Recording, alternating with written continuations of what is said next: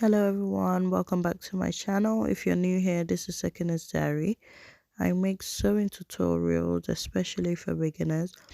Today's tutorial, we're going to make this top, a crop top, less than a crop top because it's just above your chest area. I really like it. I think it's cute. You can wear it with a dress or a jumpsuit, you know. Let's get into it. You need your pattern paper and all your tools. So my pattern papers measure about 17 by 17 inches. So depending on what your bust measurement is, my bust measurement is 42, so a quarter of my bust measurement, then plus some extra bits. So I'm just marking on the top, making a straight line because we want a straight line to work with. So mark my neck width, which is 3.5. You can use 3 if you're smaller. And then my neck depth for the back, which is 1 inch. And then we're going to move on to measure our half of our shoulder measurement, which is 8.5. Well, it's 8 plus half an inch to join the sleeve. And then you come down by 1 inch and just connect that to your neckline for shoulder slope. And there you go. And now we're moving on to our armhole measurements. Half of my armhole measurement is 8.5, but I like to make it 9 because I don't want anything to be too tight. So I'm just doing the half of my shoulder measurement again, just so I can get a straight line. If you can do a straight line, you go ahead and do that, but just to make sure it's a straight line. So I'm doing that measurement again. I'm just extending, making like a L shape. Extend. Now I'm trying to find my shoulder to my waist, which is 16 inches. So shoulder to waist is 16 inches. I'm just gonna make a straight line. To be honest, that waist area is not needed, but here we go. Bust, quarter of your bust measurement, and then add 1 inch for sewing allowance. So quarter of my bust is 10.5, and then I added 1 inch, which is 11.5. Now quarter of my waist is 9 inch, and then I added 1 inch sewing allowance. I'm just going to join those lines together, so my bust and my waist, and then the hemming allowance as well. Join them together, but to be honest, that waist area is not needed, but just so this makes sense, that's why we're making a little basic bodies. So I'm just connecting the neck width to the neck depth, which is the back neck depth, 3.5 by 1 inch, and then I'm coming down by 3.5 inch for my front neck depth. So I'm just going to connect that. My curve ruler, everything's broken. I just found the midpoint of the armhole, and I'm just going to use my curve ruler to do the armhole area. You can always freestyle this. You don't necessarily need all this equipment except for your tape measure and markers and scissors. I've come in by half an inch for my front armhole.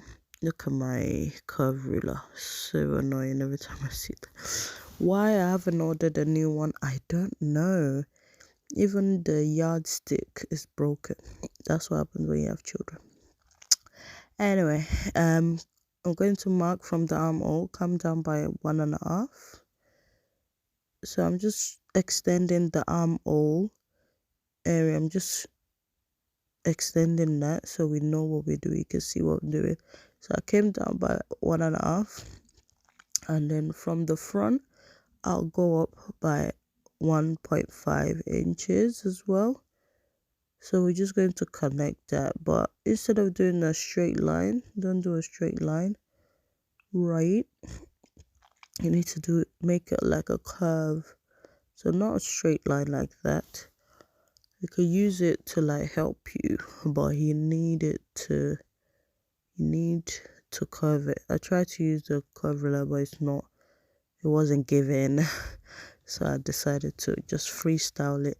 So just do this. Look, so many freestyling. Like, don't let not having this tool stop you, from trying to sew. So now I'm just going to draw a straight line from that 1.5 inch mark down to a straight line, But as I said, I don't know how to do a straight line. I need something to indicate where the ruler will go. So I'm just marking 1.5 inch from that armhole line, and then I'll do a straight line. I need to make sure it's straight. Okay. I've got a blocked nose, guys. Gosh. Anyway, I'm just going to cut out my pattern paper. I'm doing the back armhole first and back neck depth. I could have left that for my zipper allowance, but so I'm just marking 1.5 inch from my folded fabric. Make sure your fabric is on fold and you place the pattern paper on the line, and then I'm just going to mark down 1 inch or half an inch for sewing allowance. Okay, just gonna cut that out as you do, so we're cutting out the back, and I'm just splitting that open for a zip.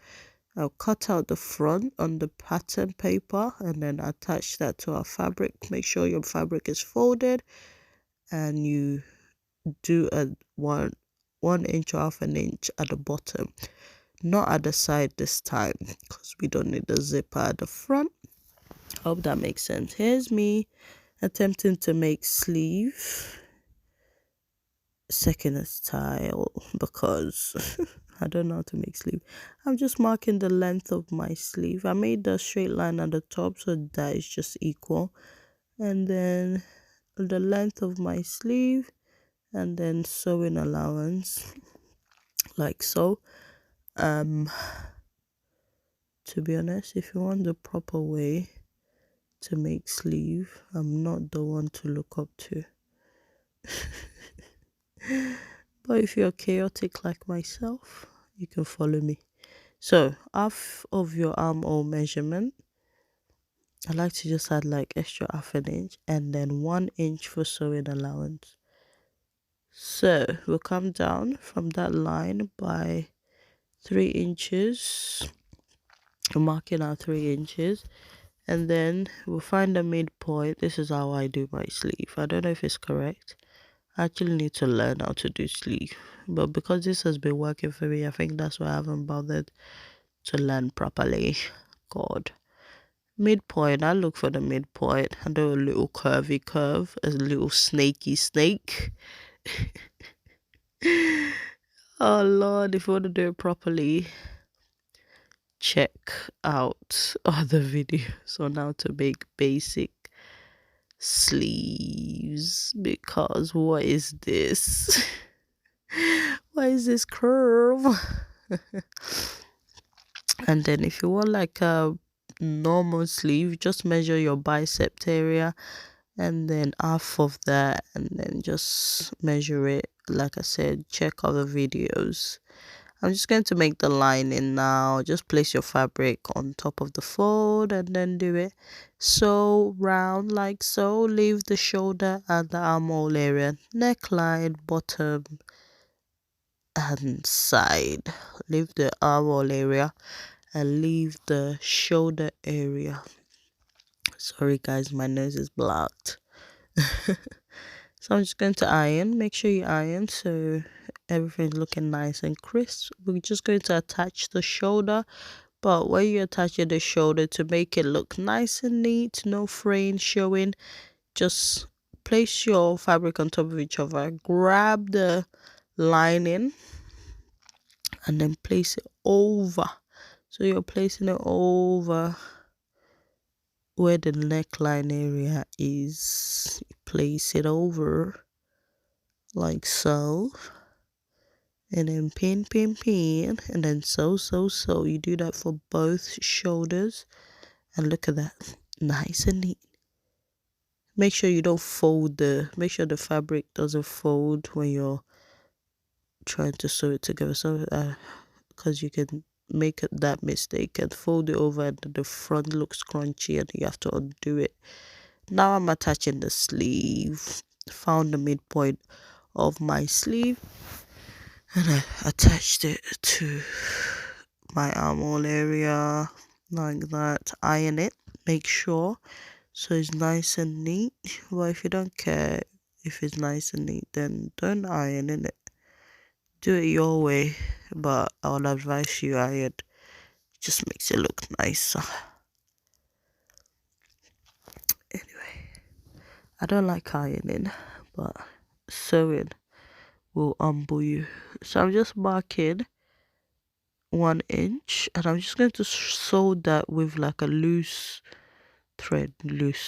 What's that? So I've just joined my joined the top, joined the sleeve and everything, and then that back, what I did was sew it with a what's it called, basic stitch. So like a wide, so you don't want it too tight like you're sewing normally. You know the stitch you use for gathering, yeah, that's what you're going to use to sew it. And then I place my zipper on top and then just sew it down. I think it's so much easier, especially with invisible stitch. And I'm just undoing, as you can see, I'm undoing the thread. So easy, guys. Just aim everything and there you have it. Thank you so much for watching. Please do not forget to like, subscribe and share. Bye.